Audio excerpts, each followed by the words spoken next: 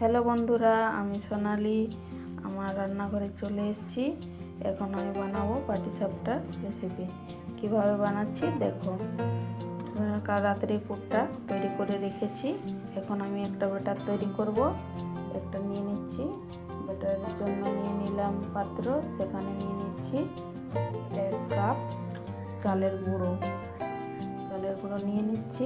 তারপরে দিয়ে দেব 1/2 কাপ আটা আর ময়দা 1/2 কাপ দিয়ে দিলাম। তারপরে দিয়ে দেব পরিমাণ মতন নুন, পরিমাণ মতন জল দিয়ে ভালো করে ব্যাটারটা তৈরি করব। দেখো বন্ধুরা, এভাবে ব্যাটারটা তৈরি করো। এরকম কি সুন্দর হয়েছে, সুন্দরভাবে ব্যাটারটা তৈরি হয়েছে। অনেকে সুজি দেয়, আমি আটা ময়দা দিয়েই করলাম।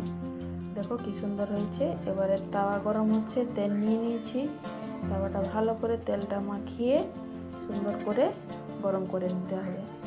গরম হয়ে গেছে, ভালো করে গরম হয়ে গেছে। এবারে দিয়ে দিলাম ব্যাটারটা। সুন্দর করে যে কোনো কিছুর সাহায্যে ভালো করে মিলে নিতে হবে, গোল করে ধীরে ধীরে করে মিলতে হবে।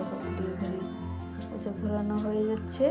এবারে দিয়ে দিচ্ছি পুর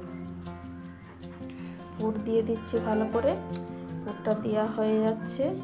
এবারে কিছুক্ষণ রেখে আমি পিঠাটা এখন উল্টে নেব। দেখো কিভাবে পিঠাটা উল্টে নিচ্ছি, সুন্দর করে মুড়ে মুড়ে উল্টে নিচ্ছি। প্রথমটা তো একটু অসুবিধা হতে পারে, কিন্তু ভাজতে ভাজতে সুন্দর করে করতে থাকবে। এবার দেখো বন্ধুরা, আরেকটা দিয়ে দিলাম। এটা দিয়ে সুন্দর করে ব্যাটারটাকে করে ঘুরিয়ে ঘুরিয়ে মিলে নিচ্ছি। দেখো ধীরে ধীরে করে মিলে নিচ্ছি সুন্দর করে। আর ভালো করে মিলা হয়ে গেল। দেখো বন্ধুরা, এবারে দিয়ে দিচ্ছি পুর। তারপরে আবার ধীরে ধীরে উল্টে নেব। দেখো ধীরে ধীরে উল্টে নিচ্ছি, মুড়ে মুড়ে উল্টে নিচ্ছি। দেখো ধীরে ধীরে কি সুন্দর হচ্ছে। এরকম ভাজতে ভাজতে খুব সুন্দর হতে থাকবে। দেখো বন্ধুরা, এটা একটু ভাঙেনি, কি সুন্দর হয়েছে। এরকমভাবে কিছুগুলো ভেজে নেব। বন্ধুরা, খাবে তো চলে আসো। টাটা।